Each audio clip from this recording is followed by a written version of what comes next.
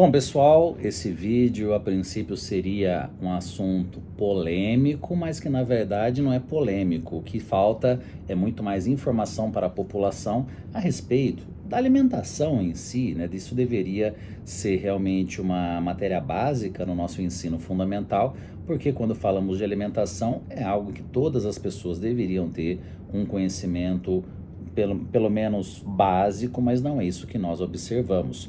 Porque faz mais de 20 anos, né, que eu atuo como nutricionista e eu vejo os mesmos conceitos errados, a mesma dificuldade de compreensão das pessoas a respeito de aspectos até simples quando falamos aqui em nutrição. Um exemplo é o assunto do vídeo de hoje, que é a diferença do impacto do alimento fonte de carboidrato na nossa glicemia.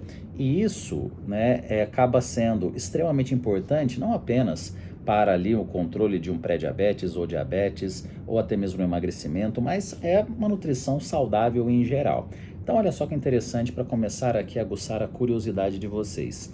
Quando ingerimos o mesmo alimento em diferentes horários do dia, nós temos diferentes respostas glicêmicas aqui no nosso organismo. Então, por exemplo, se você ingere 50 gramas de tapioca pura, vamos pensar aqui primeiro só tapioca, 50 gramas de tapioca logo ao acordar, você vai ter um impacto na sua glicemia menor do que se você pegar essa mesma quantidade de tapioca e ingerir antes de dormir.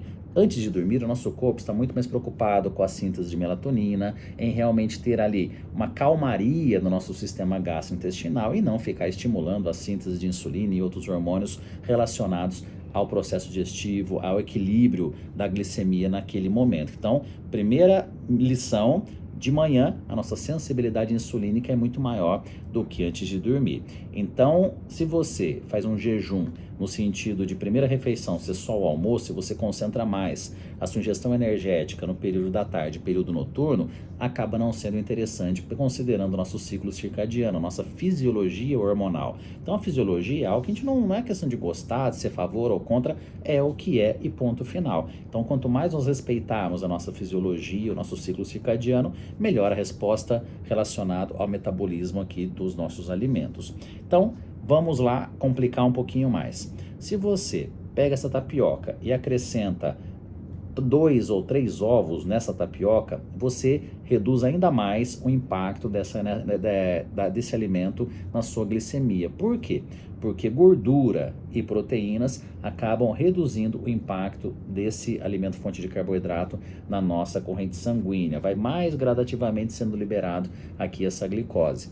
Agora, se você acrescenta chia, linhaça, psyllium, você aumenta ainda mais o teor de fibras, o que diminui ainda mais o impacto desse alimento fonte de carboidrato, a tapioca, na refeição. E lógico, você coloca uma fruta junto, isso tudo vai reduzindo ainda mais esse impacto. Então é uma lição muito, mas muito importante, seja com relação ao ciclo circadiano, mas seja também com relação à combinação de ingredientes, de alimentos para reduzir esse impacto na glicemia.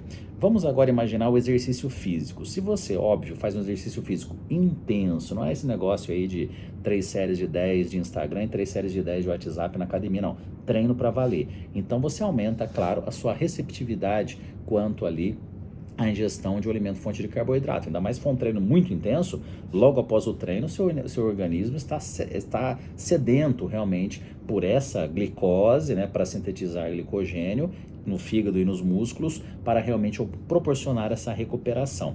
Então, isso já muda de figura aqui esse conceito. Então, vamos lá.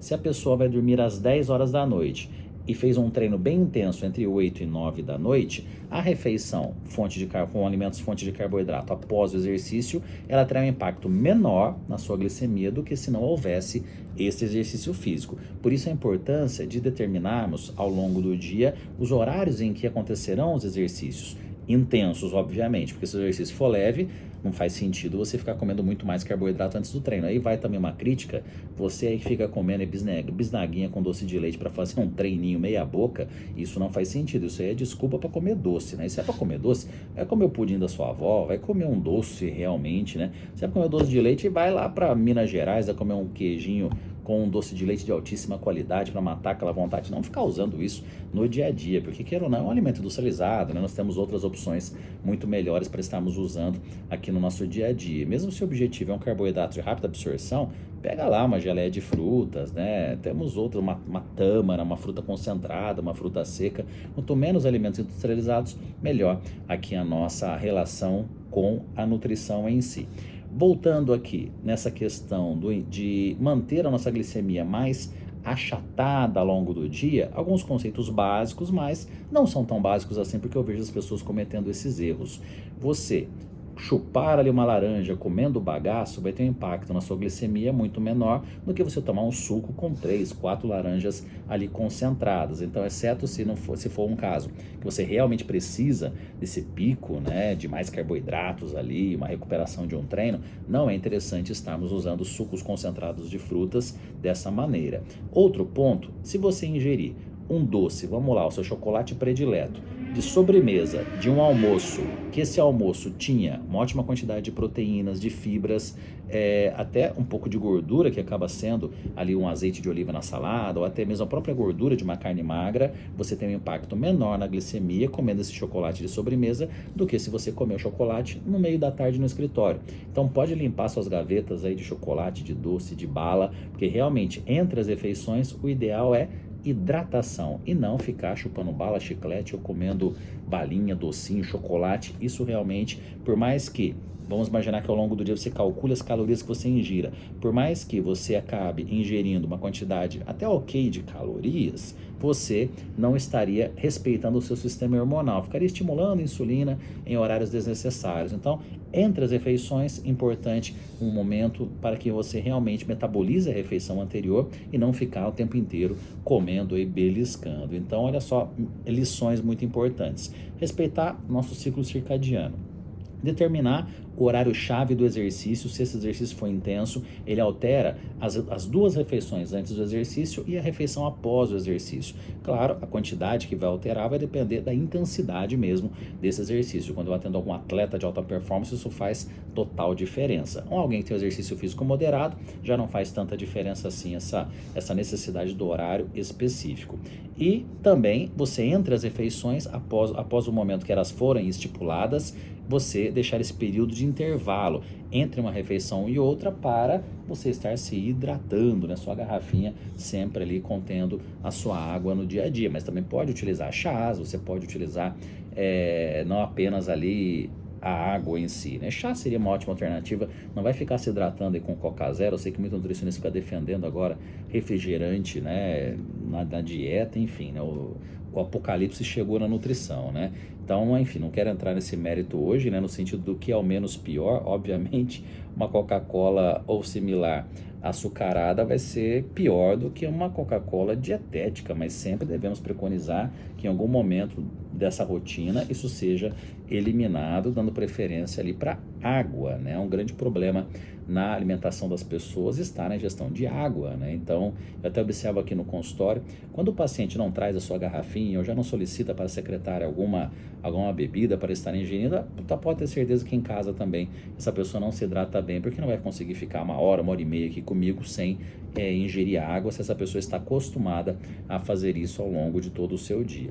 Então, só aqui algumas dicas básicas, né, relacionadas aqui ao controle glicêmico, mas dicas básicas essas que, se forem respeitadas, dificilmente alguém vai chegar em sobrepeso, obesidade, e se estiver nessa condição, é uma ótima maneira de estar melhorando ali toda a sua resposta glicêmica e prevenir doenças relacionadas à resistência insulínica, destacando diabetes, até mesmo doenças neurodegenerativas como Alzheimer, conhecido inclusive como diabetes tipo 3, porque a resistência insulínica tem aqui uma ação direta na neurodegeneração. Então, olha só, né? Vocês com certeza já sabem que creatina é interessante como efeito neuroprotetor, que ômega 3 é interessante, assim como outras substâncias nutrópicas. A gente já falou sobre isso aqui, tem lá no nosso histórico de vídeos, mas mais importante do que isso é o controle glicêmico, né? Evitar essa neurotoxicidade devido ali a ingestões de açúcares desnecessários em alta quantidade, né? Lembrando que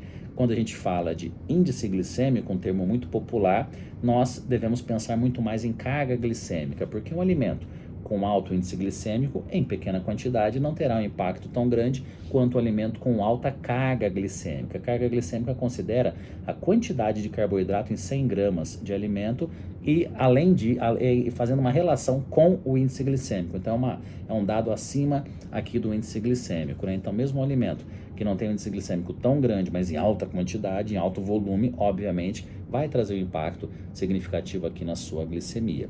E para a gente finalizar, a gente falou muito do alimento em si, mas precisamos de um organismo cada vez mais apto para metabolizar muito bem os alimentos que são ingeridos. Isso envolve uma microbiota intestinal adequada, envolve uma saúde mitocondrial, uma ótima mastigação, uma atenção plena na refeição, um sono adequado, enfim, tudo é multifatorial para termos realmente aqui uma alta performance, não apenas no exercício, mas uma alta performance na vida, né? Seja lá a sua profissão, sejam lá os seus objetivos, você ter energia para buscar os seus sonhos.